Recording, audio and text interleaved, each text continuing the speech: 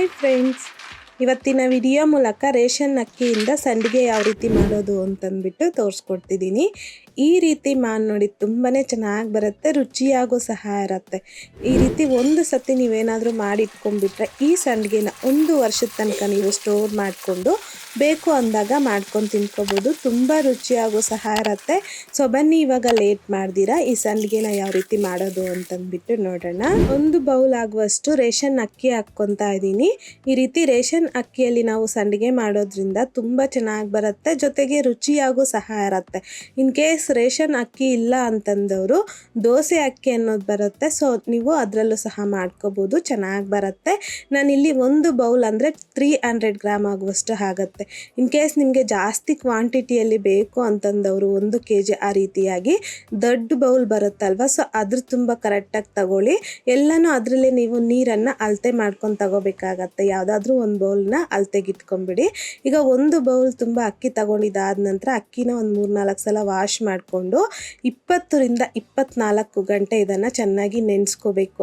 ಅಂದರೆ ನಾವು ನಾಳೆ ಮಾರ್ನಿಂಗ್ ಸಂಡಿಗೆ ಇಡಬೇಕು ಅಂತಂದರೆ ಇವತ್ತು ಮಾರ್ನಿಂಗ್ ನಾವು ಇದನ್ನು ನೀಟಾಗಿ ವಾಶ್ ಮಾಡಿಬಿಟ್ಟು ನೆನೆಸ್ಕೊಂಡ್ರೆ ಸರಿ ಹೋಗುತ್ತೆ. ಸೊ ಒಂದು 24 ಗಂಟೆ ಆದ ನಂತರ ಮತ್ತೆ ಇದನ್ನು ನೀಟಾಗಿ ವಾಶ್ ಮಾಡ್ಕೋಬೇಕಾಗತ್ತೆ. ಈ ರೀತಿ ನೀಟಾಗಿ ವಾಶ್ ಮಾಡ್ಕೊಂಡಿರ್ತಕ್ಕಂಥ ಅಕ್ಕಿನ ಗ್ರೈಂಡ್ ಮಾಡ್ಕೋಬೇಕು. ಈಗ ಈ ರೀತಿ ಒಂದು ದೊಡ್ಡ ಮಿಕ್ಸಿ ಜಾರ್ ಬರುತ್ತಲ್ವಾ, ಸೊ ನಾನು ತಗೊಂಡಿರ್ತಕ್ಕಂಥ ಅಕ್ಕಿ ಕ್ವಾಂಟಿಟಿ ಒಂದು ಸತಿ ಕರೆಕ್ಟಾಗಿ ಸರಿ ಹೋಗುತ್ತೆ. ಎಲ್ಲನೂ ಹಾಕ್ಕೊಬಿಟ್ಟಿದ್ದೀನಿ.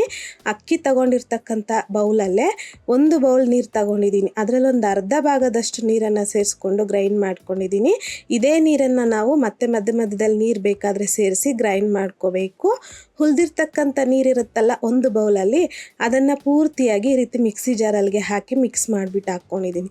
ಈಗ ಅಕ್ಕಿ ಗ್ರೈಂಡ್ ಮಾಡ್ಕೊಳ್ಳೋದಕ್ಕೆ ಮೊದಲು ನಾವಿಲ್ಲಿ 1 ಬೌಲ್ ತುಂಬ ನೀರನ್ನು ಯೂಸ್ ಮಾಡ್ಕೊಂಡಿದ್ದೀರಿ. ಸೊ ಮಿಕ್ಕಿದ್ದು ನೀರು ಎಷ್ಟು ಅಳತೆ ತಗೋಬೇಕು ಅನ್ನೋದನ್ನು ತೋರಿಸ್ಕೊಡ್ತೀನಿ. ಈಗ ನೀರು ಹಾಕಿ ಮಿಕ್ಸ್ ಮಾಡಿಕೊಂಡು ಈ ಅಕ್ಕಿ ಬ್ಯಾಟರ್ ಅನ್ನೋದು ರೆಡಿ ಆಯ್ತಲ್ವ, ಪಕ್ಕಕ್ಕೆ ಇಟ್ಕೊಂಡು ಈಗ ನೀವು ಯಾವುದರಲ್ಲಿ ಬೇಯಿಸ್ಕೊತೀರೋ ಅಕ್ಕಿ ಹಿಟ್ಟನ್ನು ಆ ಪಾತ್ರೆಗೆ ಯಾವ ಬೌಲಲ್ಲಿ ಅಕ್ಕಿ ತಗೊಂಡಿದ್ದೀರೋ ಸೊ ಅದೇ ಬೌಲಲ್ಲಿ ನಾನಿಲ್ಲಿ 5 ಬೌಲ್ ತುಂಬ ನೀರು ಹಾಕ್ಕೊತಾ ಇದ್ದೀನಿ. ನಾವು ಅಕ್ಕಿ ಗ್ರೈಂಡ್ ಮಾಡ್ಕೊಳ್ಳೋದಕ್ಕೆ 1 ಬೌಲ್ ನೀರು, ಹಾಗೆಯೇ ಇವಾಗ ಒಂದು 5 ಬೌಲ್, ಟೋಟಲ್ ಆಗಿ 6 ಬೌಲ್ ಆಗುವಷ್ಟು 1 ಕಪ್ ಅಕ್ಕಿಗೆ ನೀರನ್ನು ತಗೊಂಡಿದ್ದೀನಿ. ನೀರನ್ನು ಬಿಸಿ ಮಾಡ್ಕೊಳ್ಳಿ. ಅಷ್ಟರಲ್ಲಿ ಮಿಕ್ಸಿ ಜಾರಲ್ಲಿಗೆ ಖಾರಕ್ಕೆ ತಕ್ಕಷ್ಟು ಒಂದು 4 ಒಣಮೆಣಸಿನ್ಕಾಯಿ, ಕರಿಬೇವನ್ನು ಹಾಕಿ ಈ ರೀತಿ ಸ್ವಲ್ಪ ತರಿಯಾಗಿ ಗ್ರೈಂಡ್ ಮಾಡಿ ಪಕ್ಕಕ್ಕೆ ಇಟ್ಕೊಳ್ಳಿ. ಅಷ್ಟರಲ್ಲಿ ನಮ್ಗೆ ಈ ರೀತಿ ನೀರು ಸಹ ಚೆನ್ನಾಗಿ ಕುದೀತಾ ಇರುತ್ತಲ್ವಾ, ಲೋ ಫ್ಲೇಮ್ಗೆ ಟರ್ನ್ ಮಾಡಿಕೊಂಡು ಸ್ವಲ್ಪನೇ ನಾವು ಗ್ರೈಂಡ್ ಮಾಡಿ ಇಟ್ಕೊಂಡಿರ್ತಕ್ಕಂಥ ಅಕ್ಕಿ ಹಿಟ್ಟನ್ನು ಹಾಕ್ಕೊತ ಮಿಕ್ಸ್ ಮಾಡ್ಕೊತಾನೆ ಇರಬೇಕು, ಇಲ್ಲಾಂತಂದರೆ ಗಂಟು ಕಟ್ಟಿಬಿಡುತ್ತೆ.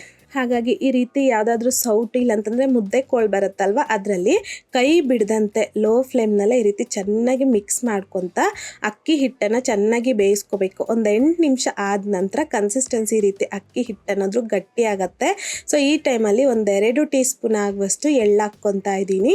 ತುಂಬ ಚೆನ್ನಾಗಿರುತ್ತೆ ಟೇಸ್ಟ್ ತಿನ್ನೋವಾಗ ಸಂಡಿಗೆ. ಎಲ್ಲ ಹಾಕಿದಾದ ನಂತರ ಮತ್ತೆ ಒಂದು 2 ನಿಮಿಷ ಲೋ ಫ್ಲೇಮ್ನಲ್ಲಿ ಅಕ್ಕಿ ಹಿಟ್ಟನ್ನು ಚೆನ್ನಾಗಿ ಬೇಯಿಸ್ಕೋಬೇಕಾಗತ್ತೆ. ಟೋಟಲ್ ಆಗಿ ಒಂದು 10 ರಿಂದ 15 ನಿಮಿಷ ಚೆನ್ನಾಗಿ ಅಕ್ಕಿ ಹಿಟ್ಟನ್ನು ಬೇಯಿಸ್ಕೋಬೇಕು. ಆಮೇಲೆ ಫ್ಲೇಮ್ನ ಆಫ್ ಮಾಡ್ಕೊಂಡ್ಬಿಟ್ಟು ನಾವು ಗ್ರೈಂಡ್ ಮಾಡಿ ಇಟ್ಕೊಂಡಿರ್ತಕ್ಕಂಥ ಕರಿಬೇವು, ಒಣಮೆಣಸಿನ್ಕಾಯಿ, ಹಾಗೆಯೇ ಒಂದು ಅರ್ಧ ಟೀ ಸ್ಪೂನ್ ಆಗುವಷ್ಟು ಜೀರಿಗೆನ ಹಾಕಿ ಮಿಕ್ಸ್ ಮಾಡಿಕೊಂಡು ಇದನ್ನು ಪೂರ್ತಿಯಾಗಿ ತಣ್ಣಗಾಗಲಿಕ್ಕೆ ಬಿಡಬೇಕಾಗತ್ತೆ ಸ್ವಲ್ಪ ಹೊತ್ತು. ಆಮೇಲೆ ನಮಗೆ ಸಂಡಿಗೆ ಇಡೋದಕ್ಕೆ ಈಸಿ ಆಗುತ್ತೆ. ಸೊ ನನಗಿಲ್ಲಿ ಪೂರ್ತಿಯಾಗೂ ಸಹ ತಣ್ಣಗಾಗಿಲ್ಲ, ಒಂದು ಅರ್ಧ ಭಾಗದಷ್ಟು ಮಾತ್ರ ತಣ್ಣಗಾಗಿದೆ ಅಷ್ಟೇ. ಸೊ ಈಗ ಒಂದ್ಸಲ ಮಿಕ್ಸ್ ಮಾಡ್ಕೊಳ್ಳಿ. ಮೇಲೆ ಪ್ಲೇಟನ್ನು ಕ್ಲೋಸ್ ಮಾಡೋದು ಮಾತ್ರ ಮರಿಬೇಡಿ. ಮೇಲೆ ಕ್ಲೋಸ್ ಮಾಡಿಲ್ಲ ಅಂತಂದರೆ ಡ್ರೈ ಆಗಿಬಿಡುತ್ತೆ. ಸೊ ಹಾಗಾಗಿ ಪ್ಲೇಟನ್ನು ಕ್ಲೋಸ್ ಮಾಡಿ ತಣ್ಣಗಾಗಲಿಕ್ಕೆ ಬಿಡಿ. ಒಂದು ಅರ್ಧ ಭಾಗದಷ್ಟು ತಣ್ಣಗಾಗಿದ್ದಾದ ನಂತರ ನಾನು ಇವಾಗ ಸಂಡಿಗೆ ಇಟ್ಕೊತಾ ಇದ್ದೀನಿ ನೋಡಿ. ಸೊ ಒಂದು ಕಾಟನ್ ಕ್ಲಾತ್ ಬರುತ್ತಲ್ವ, ಅದನ್ನು ನೀರಲ್ಲಿ ಚೆನ್ನಾಗಿ ನೆನೆಸಿ ಚೆನ್ನಾಗಿ ನೀರನ್ನು ಹಿಂಡ್ಕೊಂಡು ಈ ರೀತಿ ಬಿಸಿಲಲ್ಲಿ ಹಾಕಿ ಸಂಡಿಗೆನ ಹಾಕ್ಕೊತಾ ಇದ್ದೀನಿ. ಚಿಕ್ಕದಾಗಿ ಈ ರೀತಿ ರೌಂಡಾಗಿ ಇಟ್ಕೊತಾ ಇದ್ದೀನಿ. ನೀವು ಇದನ್ನು ಮನೆಯಲ್ಲಿ ಫ್ಯಾನ್ ಕೆಳಗಡೆ ಸಹ ಒಣಗಿಸ್ಕೋಬೋದು. ಬಿಸಿಲು ಆರಾಮಾಗಿದೆ ಅಂತಂದವರು ಈ ರೀತಿ ಬಿಸಿಲಲ್ಲಿ ಹಾಕಿ ಒಣಗಿಸ್ಕೋಬೋದು, ಬೇಗ ಒಣಗೋಗ್ಬಿಡತ್ತೆ. ಸೊ ನೋಡಿ, ನಾನು ಇವಾಗ ಎಲ್ಲನೂ ಸಹ ಸಂಡಿಗೆ ಹಾಕ್ಕೊಂಡಿದ್ದೀನಿ. ಇದನ್ನು ಬಿಸಿಲಲ್ಲಾದರೆ 1-2 ದಿನ ಚೆನ್ನಾಗಿ ಒಣಗಿಸ್ಕೊಂಡ್ರೆ ಸಾಕು, ಕರೆಕ್ಟಾಗಿ ಒಣಗೋಗ್ಬಿಡತ್ತೆ. ಫ್ಯಾನ್ ಕೆಳಗಡೆ ಆದರೆ ಒಂದು 2 to 3 ಡೇಸ್ ಬೇಕಾಗತ್ತೆ, ಸ್ವಲ್ಪ ಲೇಟಾಗಿ ತಗೊಳುತ್ತೆ. ಬಿಸಿಲಲ್ಲಾದರೆ 1-2 ದಿನ ಆದರೆ ಸಾಕು. ಸೊ ಈ ರೀತಿ ಸಂಡಿಗೆ ಹಾಕಿದಾದ ನಂತರ 1-2 ದಿನ ನಾನು ಇವಾಗ ಚೆನ್ನಾಗಿ ಒಣಗಿಸಿ ತಗೊಂಡಿದ್ದೀನಿ. ನೋಡಿ ಫುಲ್ಲು ಡ್ರೈ ಆಗಿಬಿಟ್ಟಿದೆ ನಮಗಿವಾಗ ಇಲ್ಲಿ ಸಂಡಿಗೆ ಅನ್ನೋದು. ಇದನ್ನು ಹಾಗೆ ತೆಗಿಯೋದಕ್ಕಾಗೋದಿಲ್ಲ. ಸೊ ಹಾಗಾಗಿ ಇವಾಗ ಇದನ್ನು ಈ ರೀತಿ ತಿರುಗಿಸ್ಕೊಂಡು ಇದ್ರ ಮೇಲ್ಗಡೆ ಸ್ವಲ್ಪ ನೀರನ್ನು ಚಿಮ್ಕಿಸ್ಕೋಬೇಕು, ಸ್ಪ್ರಿಂಕಲ್ ಮಾಡ್ಕೋಬೇಕು. ಜಾಸ್ತಿನೂ ಸಹ ಹಾಕೋದಕ್ಕೆ ಹೋಗಬೇಡಿ, ತುಂಬ ಸಾಫ್ಟ್ ಆಗಿಬಿಡುತ್ತೆ ಸಂಡಿಗೆ, ಮತ್ತು ಅದು ಒಣಗಿಸ್ಕೋಬೇಕಾಗತ್ತೆ ತುಂಬ ಹೊತ್ತು. ಹಾಗಾಗಿ ಈ ರೀತಿ ಸ್ವಲ್ಪ ಲೈಟಾಗಿ ಸ್ಪ್ರಿಂಕಲ್ ಮಾಡಿಕೊಂಡು ನೀರನ್ನು ಈ ರೀತಿ ಈಸಿಯಾಗಿ ತಗೊಳ್ಳಿ. ನೀರು ಸ್ಪ್ರಿಂಕಲ್ ಮಾಡಿದ ತಕ್ಷಣ ತೆಗಿಬೇಡಿ, 1-2 ನಿಮಿಷ ಹಾಗೆ ಬಿಟ್ಬಿಡಿ. ಈ ಸಂಡಿಗೆ ಸ್ವಲ್ಪ ಸಾಫ್ಟಾಗಿ ಈಸಿಯಾಗಿ ಹೊರಗಡೆ ಬಂದುಬಿಡುತ್ತೆ. ಈ ರೀತಿಯಾಗಿ ತೆಗೆದುಕೊಂಡು ಈ ರೀತಿ ಹಗಲವಾಗಿರುವಂಥ ಒಂದು ಪ್ಲೇಟಲ್ಲಿಗೆ ಹಾಕ್ಕೊಳ್ಳಿ. ಈಗ ಮತ್ತೆ ಇದು ಇನ್ನೂ ತುಂಬ ಡ್ರೈ ಆಗಿರಿಲ್ಲ ಅಲ್ವಾ, ಮತ್ತೆ ಸಾಫ್ಟ್ ಆಗಿಬಿಟ್ಟಿರುತ್ತೆ. ಸೊ ಹಾಗಾಗಿ ಮತ್ತೆ ಇದನ್ನು ಬಿಸಿಲಲ್ಲಿ ಒಂದು ದಿನ ಪೂರ್ತಿ ಹಾಗೆ ಬಿಟ್ಬಿಡಿ.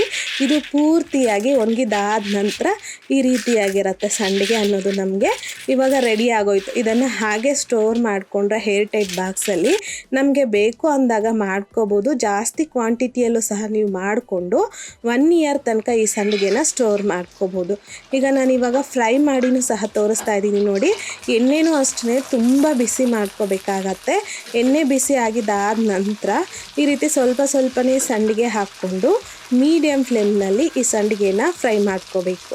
ಸೊ ನಿಮಗೆ ಎಷ್ಟು ಬೇಕೋ ಅನಿಸುತ್ತೆ ಒನ್ ಟೈಮ್ಗೆ ಅಷ್ಟನ್ನು ಫ್ರೈ ಮಾಡಿಕೊಂಡು ಬೇಳೆ ಸಾರು ಜೊತೆಗೆ, ರಸ ಜೊತೆಗೆ ಆ ರೀತಿಯಾಗಿ ಈ ಸಂಡಿಗೆನ ಸರ್ವ್ ಮಾಡ್ಕೊಳ್ಳಿ.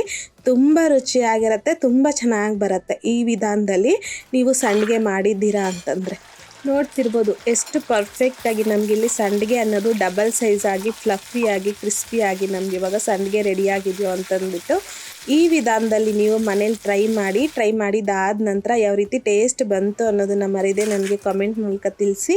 ಲೈಕ್ ಮಾಡಿ, ಹಾಗೆಯೇ ನಿಮ್ಮ ಫ್ರೆಂಡ್ಸ್ ಆ್ಯಂಡ್ ಫ್ಯಾಮಿಲಿ ಜೊತೆಗೆ ಶೇರ್ ಮಾಡಿ. ಮತ್ತಷ್ಟು ಈಸಿ ಆ್ಯಂಡ್ ಸಿಂಪಲ್ ಕ್ವಿಕ್ ರೆಸಿಪೀಸ್ಗೋಸ್ಕರ ದಯವಿಟ್ಟು ನೀವಿನ್ನೂ ನಮ್ಮ ಮೆಗಾಶ್ರೀಸ್ ಕಿಚನ್ ಚಾನಲ್ನ ಸಬ್ಸ್ಕ್ರೈಬ್ ಮಾಡಿಲ್ಲ ಅಂತಂದರೆ ಸಬ್ಸ್ಕ್ರೈಬ್ ಮಾಡಿ.